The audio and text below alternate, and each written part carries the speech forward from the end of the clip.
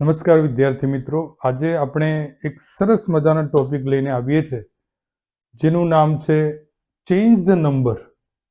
આ change the number એટલે કે એકવચન બહુવચન કરવાનું.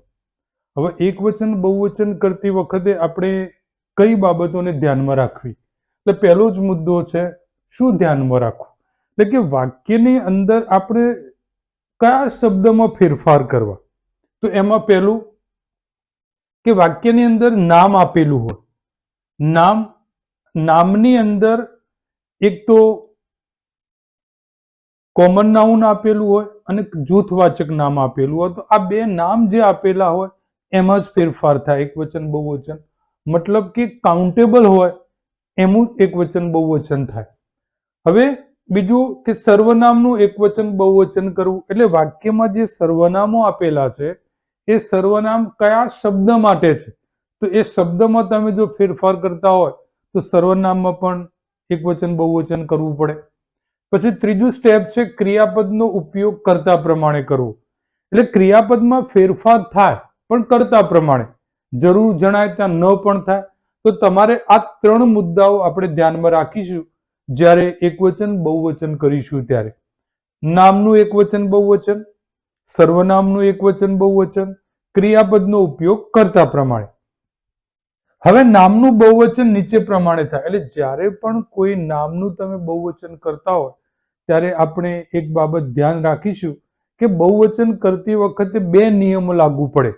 એક તો એસ કે ઈએસ વાળો નિયમ લાગુ પડે અને એક અપવાદ. અપવાદમાં કેવી રીતે થાય અને એસ કે ઈએસ માં કેવી રીતે થાય? તો અહીંયા લખ્યું છે કે બહુવચન કરવા માટે એસ કે ઈએસ લગાવવાથી બહુવચન થાય, અથવા અપવાદરૂપ. અપવાદરૂપમાં કેટલાક શબ્દો એવા હોય કે જેમાં કોઈ ફેરફાર ના થાય, નો ચેન્જ, એનું એકવચન બહુવચન સરખું જ રહેતું હોય.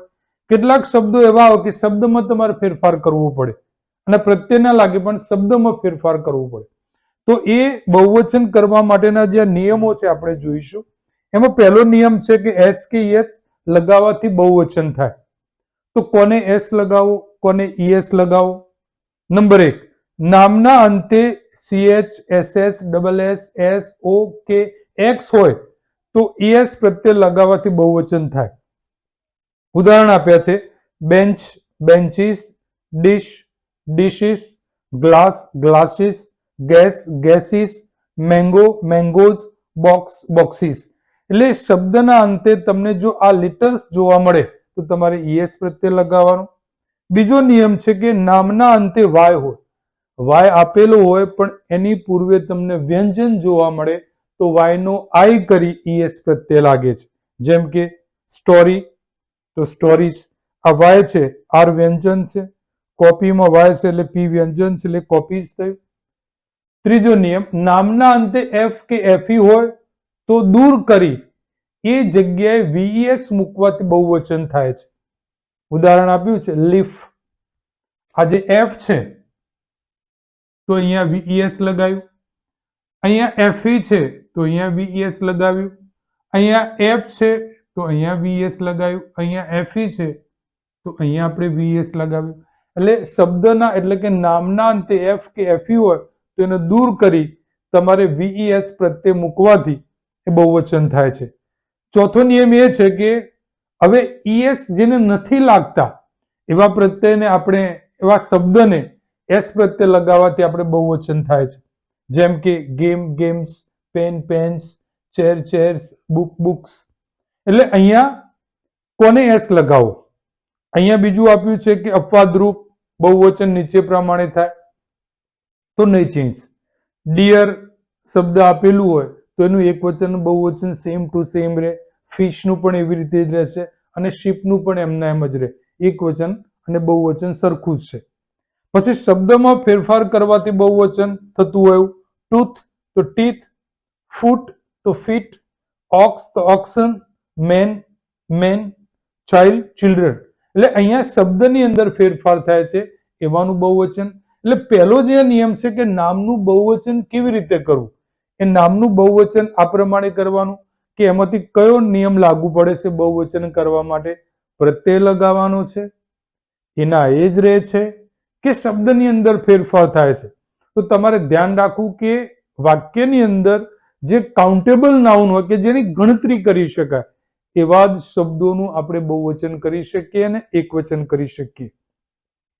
અને જ્યારે આપણે બહુવચન કરતા હશું ત્યારે વાક્યની અંદર આર્ટિકલ એ કે એનો ઉપયોગ થતો નથી બહુવચનની અંદર. અને જો એકવચન કરો તો એ નામ પ્રમાણે તમારે આર્ટિકલ એ કે એનો ઉપયોગ કરવો પડે, જરૂર જણાય ત્યાં. તો અહીંયા નામનું બહુવચન કેવી રીતે કરવું એના આધારે આપણને ખબર પડે કે આ નામનું બહુવચન કેવી રીતે થાય છે. વિદ્યાર્થી મિત્રો, આપણે બીજો નિયમ જોઈએ, જેમાં સર્વનામનું એકવચન બહુવચન કેવી રીતે કરવું. તો એની અંદર પ્રથમ પુરુષ, બીજો પુરુષ અને ત્રીજો પુરુષ, એમાં જે સર્વનામો આપેલા હોય એ સર્વનામ કયા સ્થાને છે? કર્તા સ્થાને છે, કર્મના સ્થાને છે, પ્રથમ સંબંધક, દ્વિતીય સંબંધક કે ભારદર્શક છે.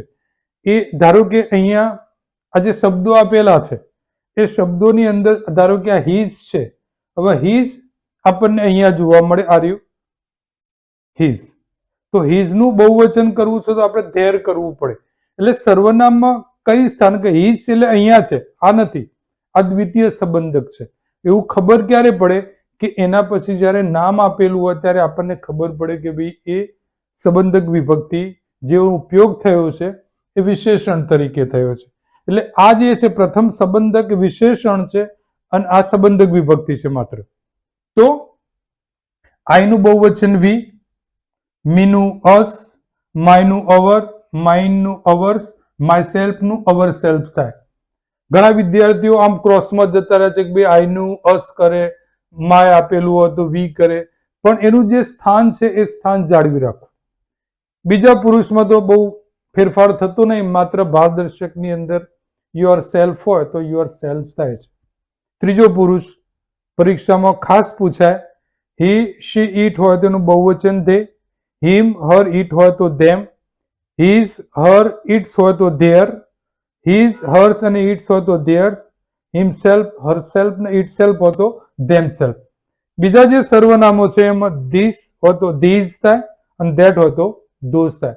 તો આ પ્રમાણે સર્વનામનો આપણે એકવચન બહુવચનમાં ફેરફાર કરવાનો. પછી ત્રીજા નંબરનો આપણે આ નિયમ છે ક્રિયાપદમાં નીચે પ્રમાણે ફેરફાર કરવા.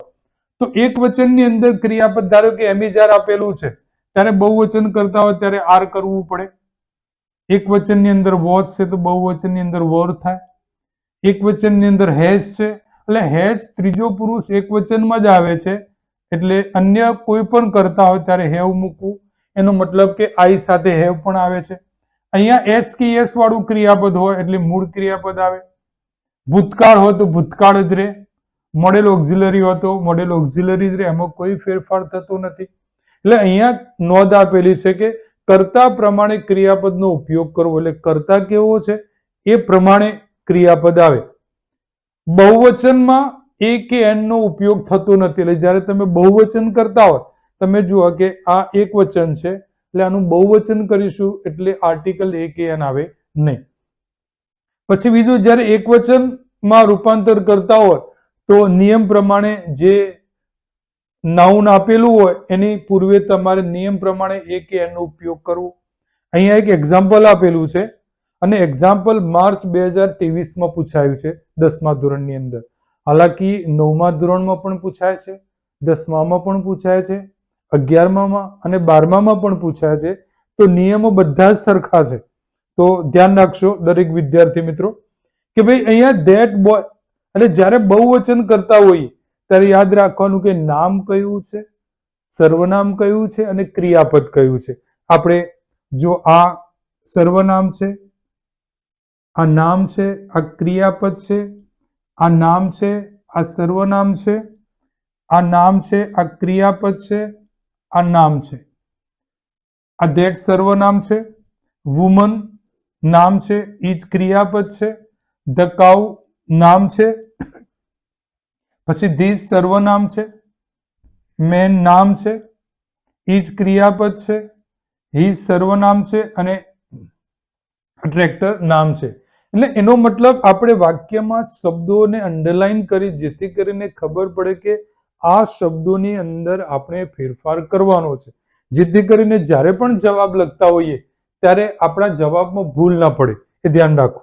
હવે ધેટ છે એનું ધોઝ કર્યું છે, બોયનું બોયઝ કર્યું છે, ઇઝ નું આર કર્યું છે. હવે ઇટિંગ એટલે જે એક્શન વર્બ છે કે જે સહાયકારક ક્રિયાપદ જોડે આવે એમાં કઈ ફેરફાર ના થાય. હવે અ મેંગો છે એની જગ્યાએ બહુવચન કરીશું તો મેંગોઝ થશે. પૂર્ણ વિરામ.